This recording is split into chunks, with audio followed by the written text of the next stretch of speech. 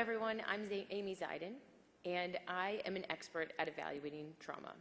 In fact, as emergency medicine physicians, we all are experts at evaluating traumatic injuries.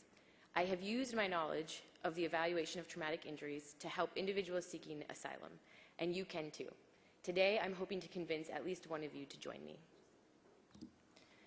An individual who seeks asylum based on a pretty defined rule of thumb: their race, religion, nationality, membership in a specific social group, and political opinion. It means that they were persecuted or have fear of persecution for one of these reasons. When an individual seeks asylum, oftentimes obtaining asylum status can save their life. If they are not granted asylum, typically they have to return to conditions that are quite terrible. They have to return to a country where they have fear of persecution, jail sentence, and potentially a death sentence. I don't think my slides are advancing. Just click it? I keep clicking, okay. The asylum process is very complicated.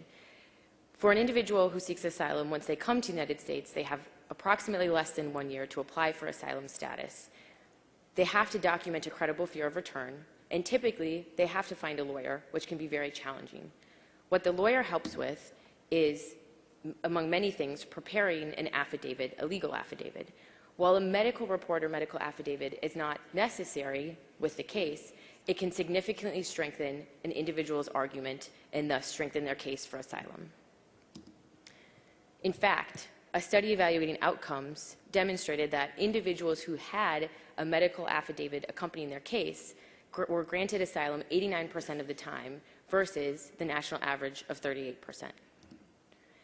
In a medical evaluation, you as a physician perform a history documenting their history of trauma and torture. You perform a physical evaluation in which you document signs of trauma and torture, and sometimes a brief psychiatric evaluation.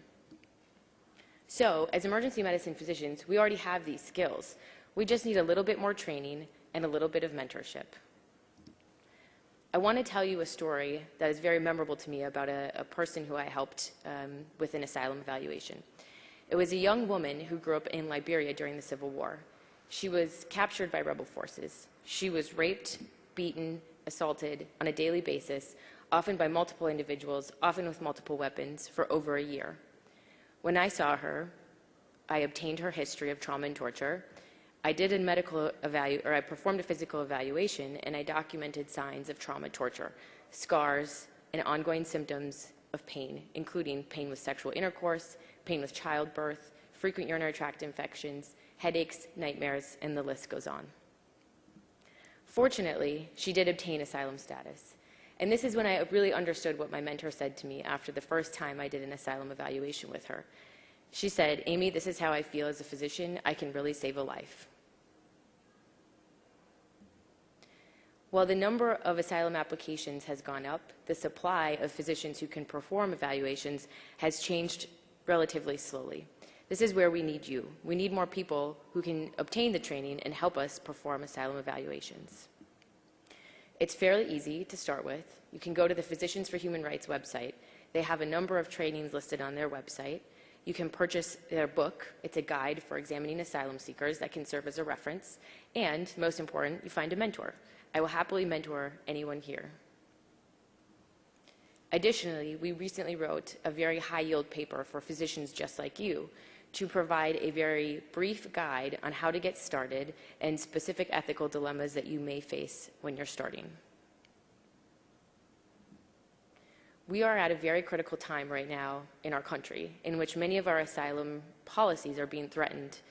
We need more physicians to advocate and be aware of the issues our asylum individuals face, because these are the people that we oftentimes see in the emergency department unknowingly. I hope you will join me.